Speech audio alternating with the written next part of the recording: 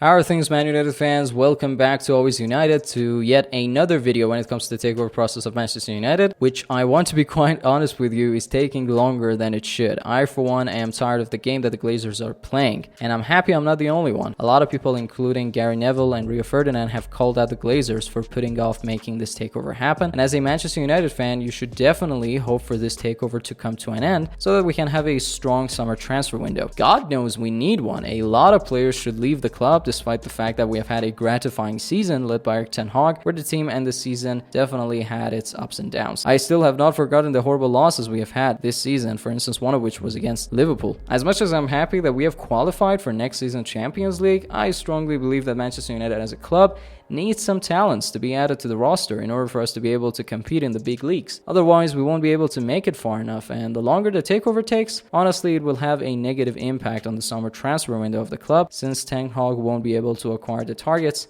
he has in mind. The thing that makes me really upset is the fact that the latest reports are unanimously suggesting that the takeover will come to an end now in the summer. If you have been following the case closely as we have, you know that this was not supposed to happen a couple of months ago. A month ago, for instance, if you remember, lots of the press claimed that the Glazers have come to a decision and Sir Jim Ratcliffe to them is going to be the favorite bidder. After this piece of news surfaced online, there came new reports suggesting that Sheikh Jassim plans putting pressure on Glazers by offering a new bid. Now, for instance, the new report from the website Team Talk has touched on the very same matter, saying that Qatari's plans might be enough to make the Glazers think twice. Also, Spanish outlet El Pais, I hope I've pronounced their name correctly. If I have not, forgive me. They have reported that if the Qataris bid for United fails, he will consider buying West Ham instead. While Sheikh Jassim retains hope of buying the Old Trafford outfit, the report claims that the interest in West Ham seems reasonable. Now, before we move on, smash that like button if you want this takeover to come to an end as soon as possible. Your likes can really help us with YouTube algorithm. Anyways,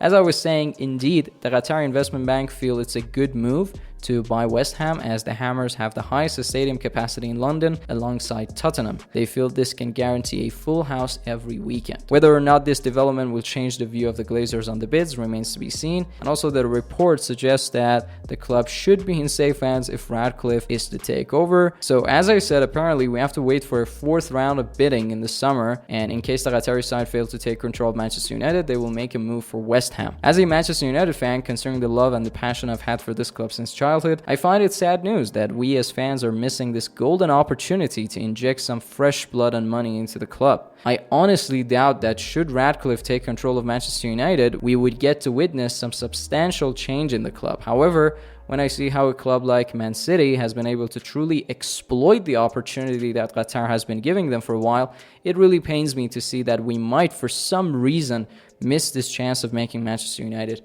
great again. Nevertheless, whatever happens, we'll try to bring you guys the latest news. If you don't want to miss our upcoming content, subscribe to the channel, share thoughts about what you think will eventually happen when it comes to the takeover process of the club. I'm dying to know what you guys think. If you want to be aware of more Manchester United news, here are some suggestions. Until next time, it's been a pleasure talking to you.